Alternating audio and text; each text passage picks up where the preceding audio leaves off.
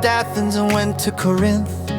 There he met a Jew named Aquila, a native of Pontus who had recently come from Italy with his wife Priscilla, because Claudius had ordered all Jews to leave Rome.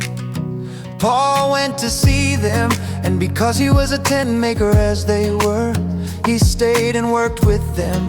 Every Sabbath he reasoned in the synagogue, trying to persuade Jews and Greeks. When Silas and Timothy came from Macedonia, Paul devoted himself exclusively to preaching, testifying to the Jews that Jesus was the Messiah. But when they opposed Paul and became abusive, he shook out his clothes in protest and said to them, "Your blood be on your own heads, I am innocent of it.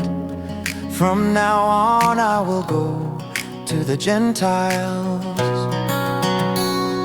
Then Paul left the synagogue and went next door to the house of Titius Justus, a worshiper of God Crispus, the synagogue leader, and his entire household believed in the Lord. And many of the Corinthians who heard Paul believed and were baptized. One night the Lord spoke to Paul in a vision. "Do not be afraid, keep on speaking, do not be silent, for I am with you, and no one is going to attack and harm you, because I have many people in this city." So Paul stayed in Corinth for a year and a half, teaching them the word of God. While Gallio was proconsul of Achaia, the Jews of Corinth made a united attack on Paul and brought him to the place of judgment. This man, they charged, is persuading the people to worship God in ways contrary to the law. Just as Paul was about to speak, Gallio said to them, "If you Jews were making a complaint about some misdemeanor or serious crime, it would be reasonable for me to listen to you. But since it involves questions about words and names and your own law, settle the matter yourselves. I will not be a judge of such things." So he drove them off. Then the crowd there turned on Sosthenes, the synagogue leader, and beat him in front of the proconsul. And Gallio showed no concern whatever. Paul stayed on in Corinth for some time. Then he left the brothers and sisters and sailed for Syria, accompanied by Priscilla and Aquila.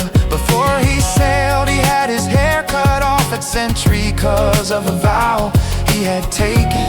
They arrived at Ephesus, where Paul left Priscilla and Aquila. He himself went into the synagogue and reasoned with the Jews. When they asked him to spend more time with them, he declined. But as he left, he promised, "I will come back if it is God's will." Then he set sail from Ephesus. When he landed at Caesarea, he went up to Jerusalem and greeted the church, and then went down to Antioch.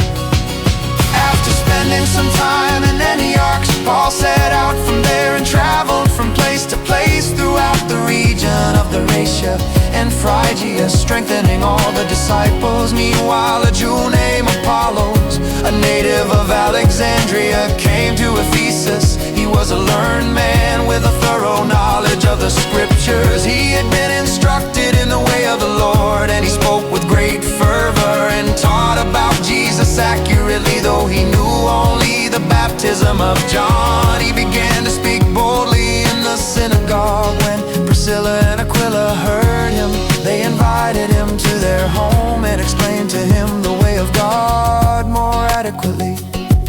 When Apollos wanted to go to Achaia, the brothers and sisters encouraged him and wrote to the disciples there to welcome him. When he arrived, he was a great help to those who by grace had believed.